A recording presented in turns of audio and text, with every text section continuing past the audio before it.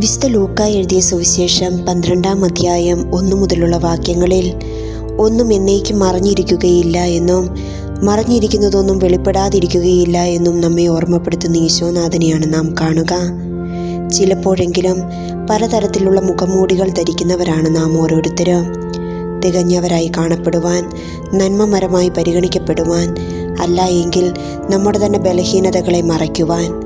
എന്നാൽ നമ്മെ, നമ്മുടെ ഇന്നലകളെ, നമ്മുടെ നാളകളെ എല്ലാ സത്യവും നമുക്ക് മുൻപേ അറിയുന്നവനാണ് നമ്മുടെ ദൈവം. എന്നിട്ടും അവിടുന്ന് നമ്മെ സ്നേഹിക്കുന്നു. സത്യസന്ധമായി ആത്മാർത്ഥതയോടെ നാം ജീവിക്കുമ്പോൾ നമ്മൾ സ്വാതന്ത്ര്യത്തോടെ ജീവിക്കുന്നു.